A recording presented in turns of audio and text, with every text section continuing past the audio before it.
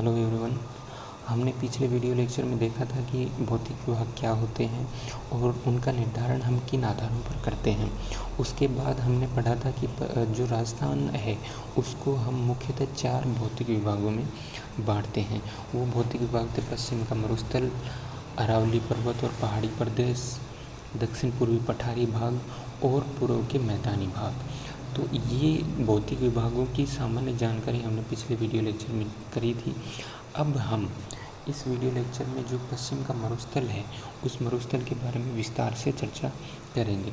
सबसे पहले अगर हम बात करें पश्चिम मरुस्थल के निर्माण की, तो हम ये पढ़ते हैं कि जहाँ आज मरुस्थल स्थित है राजस्थान का, वहाँ पर पहले टेथी सागर हुआ करता था।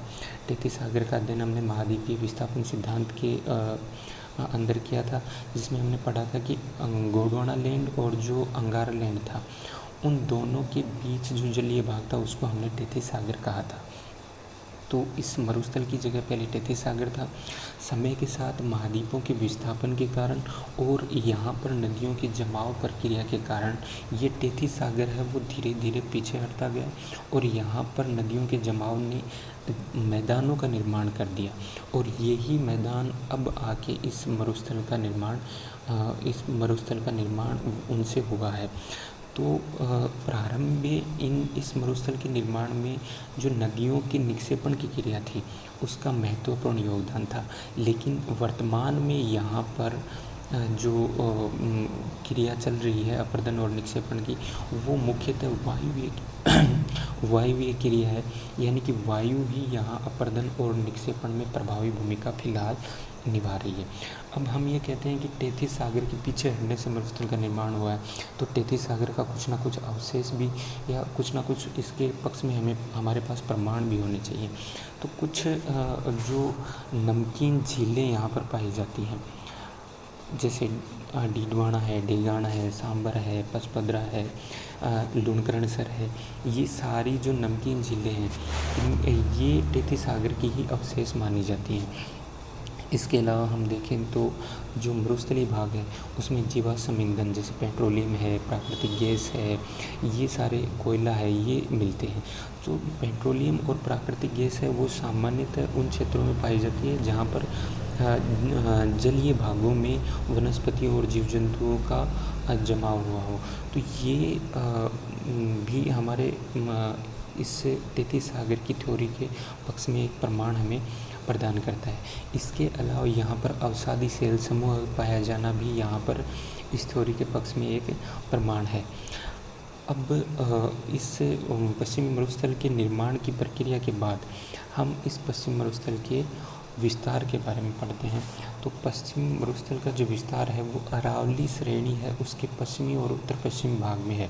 राजस्थान में अरावली श्रेणी के पश्चिम और उत्तर पश्चिम भाग में पूरा राजस्थान का मरुस्थल फैला हुआ है, जो राजस्थान में लगभग 1,75,000 वर्ग किलोमीटर क्षेत्र में फैला हुआ है, जिसकी उत्तर पश्चिम से दक्षिण पूर्व की ओर जो लंबाई है वो 640 किलोमीटर है और पूर्व से पश्चिम की ओर जो चौड़ाई है वो लगभग 300 किलोमीटर है।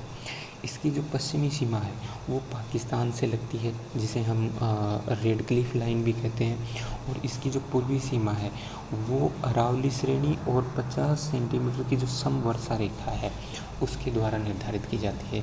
समवर्षा रेखा समान वर्षा वाले स्थानों को मिलाने वाली रेखा को कहते हैं।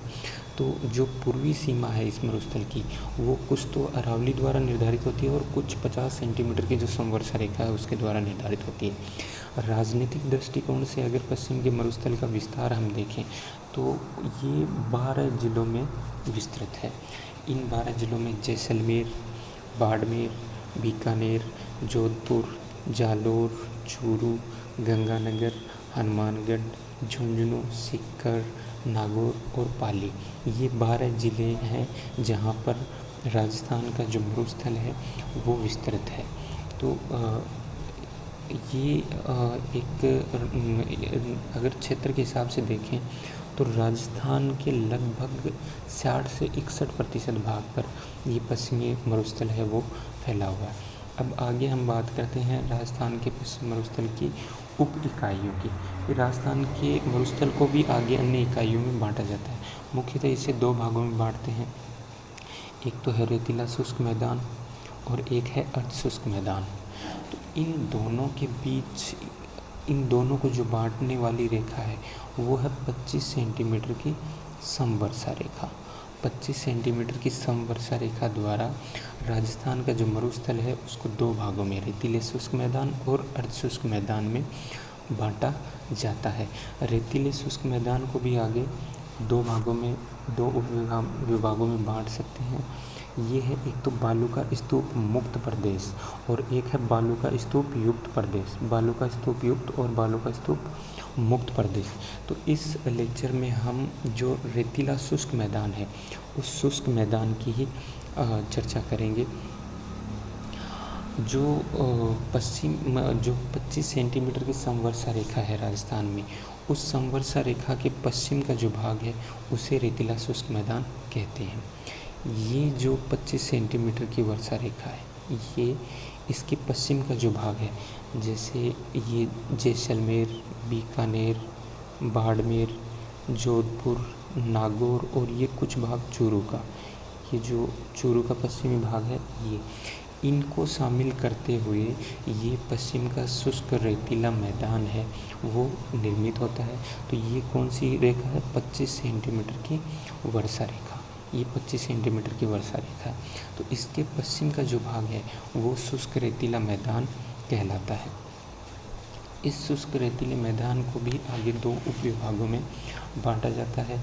इसका जो लगभग 60% भाग है वो बालू का स्तूप युक्त है, यानी कि इसके अधिकांश भाग पर बालू का स्तूप पाए जाते हैं। ये इस भाग को छोड़कर अगर बाकी के भाग की बात हम करें तो वहाँ पर बालू का स्तूप को स्थानीय भाषा में हम टीले या टिब्बे कहते हैं। तो जो टीले या टिब्बे हमारे यहाँ होते हैं उन्हें ही बालू का स्तूप कहते हैं। तो ये जो पूरा भाग है इसमें बालू का स्तूप पाए जाते हैं। और ये इस पूरे मरुस्थलीय भाग में विशाल रेत का फैलाव है और कुछ यहाँ पर चट्टानी जो परित्यक्त शिलाएँ हैं वो पाई जाती हैं, जो चूना पत्थर और बालू का पत्थर की यहाँ पर चट्टानें पाई जाती हैं। अब अगर हम बात करें इस बालू का स्तूप मुक्त प्रदेश की, तो ये 3 डिस्ट्रिक्ट में मुख्यतः फैला हुआ, 3 जिलों में मुख्यतः फैला हुआ है, जैसलमेर, बाड़मेर और जोधपुर। जैसलमेर के चारों ओर जो 65 किलोमीटर का भाग है और इसकी पोखरण जो तहसील है, जैसलमेर की जो पोखरण तहसील है वहाँ पर, जबकि जो जोधपुर की फलोदी तहसील है उस तक ये मुख्यतः फैला हुआ है। ये जो पूरा भाग है यहाँ पर बालू का स्तूप नहीं पाए जाते, बल्कि यहाँ पर चूना पत्थर और बलुआ पत्थर की चट्टानें हैं वो पूरी तरीके से खुली हैं। और ये एक नीचा पठारी भाग जैसा पथरीला भाग है, ये नीचा पथरीला भाग है जो बालू का स्तूपों से मुक्त है। तो ये एक आज के टाइम की अगर हम बात करें तो राजस्थान में सौर ऊर्जा का एक केंद्र ये बालू का स्तूप मुक्त प्रदेश है वो बनता जा रहा है। तो इसकी इम्पोर्टेंस यहाँ जो सौर ऊर्जा के जो प्लांट वगैरह हैं वो यहाँ पर स्थापित किए जा रहे हैं उनसे हैं। तो ये मुख्यतः हमारा जो रेतीला शुष्क मैदान था उसका अध्ययन था। अगला जो लेक्चर होगा, अगला जो वीडियो होगा उसमें हम राजस्थान के अर्ध शुष्क मैदान की बात करेंगे।